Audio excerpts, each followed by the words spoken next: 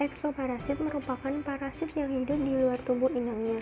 Biasa ditemukan di permukaan tubuh maupun bagian luar tubuh lain dari tubuh inang yang mudah dijangkau oleh parasit.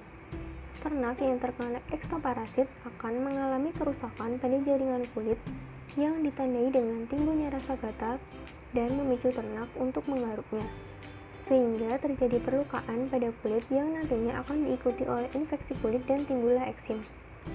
Eksoparasit juga dapat menghisap hemoglobin sehingga ternak dapat mengalami anemia. Penyebaran penyakit eksoparasit ini relatif cepat dari ternak yang terinfeksi kepada ternak yang sehat, sehingga dalam mencegahnya perlu dilakukan secara serentak. Eksoparasit juga dapat bertindak sebagai vektor penyakit lainnya.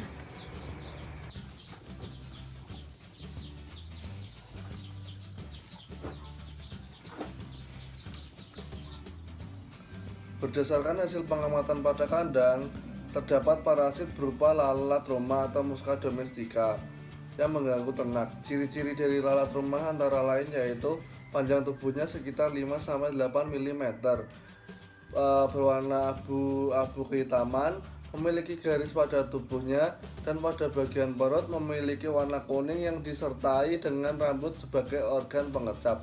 Keberadaan lalat Roma merugikan bagi ternak karena lalat mengganggu secara fisik seperti suara yang menyebabkan ternak menjadi tidak tenang.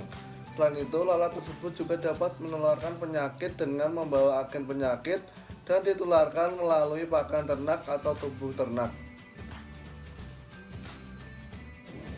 Indoparasit merupakan parasit yang hidup di dalam tubuh inangnya. Bisa ditemukan di dalam organ tubuh seperti pencernaan, hati, limpa, rongga perut, otak, dan jaringan tubuh lainnya. Ternak yang terkena indoparasit akan mengalami kerusakan pada jaringan organ yang terserang, sehingga fungsi dari organ tersebut akan menurun hingga menimbulkan kematian. Indoparasit juga dapat menghisap hemoglobin sehingga menimbulkan anemia dan kerusakan pada sel darah, sehingga pertumbuhan menjadi melambat dan temperatur tubuh yang tinggi. Indoparasit yang ditemukan oleh kelompok kami yaitu telur cacing dengan jenis Ascaridia galli atau cacing gelang yang berkembang biak pada usus ternak yang terinfeksi. Telur cacing gelang ini memiliki bentuk bulat dan memanjang. Panjang dari cacing gelang berkisar antara 88 sampai 94 mikrometer dan lebarnya berkisar antara 40 sampai 45 mikrometer. Telur cacing gelang memiliki dua lapisan dinding, yaitu lapisan luar yang tebal, kasar, dan berkelok yang disebut dengan lapisan albumin, dan lapisan kedua yang halus yang biasa disebut dengan lapisan hialin. Telur cacing gelang yang tertelan oleh ternak akan menetas menjadi larva di dalam usus halus. Nantinya larva akan menembus dinding usus halus menuju ke pembuluh darah yang terbawa oleh darah hingga ke paru-paru dan menembus alveolus. Kemudian bergerak melalui rongga alveolus menuju ke trakea yang menuju ke faring dan terjadilah infeksi. Larva pada faring akan terbawa ke esofagus akibat asupan pakan berikutnya dan kembali ke usus halus hingga tumbuh menjadi cacing dewasa. Dari fase telur hingga fase dewasa membutuhkan waktu kurang lebih 2 bulan.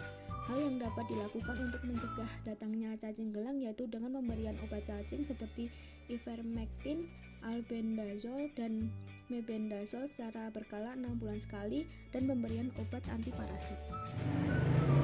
Cukup sekian video yang dapat kami sampaikan. Sebelumnya mohon maaf bila terdapat kesalahan kata atau kesalahan dalam penyampaian materi. Akhir kata saya ucapkan terima kasih. Wassalamualaikum warahmatullahi wabarakatuh.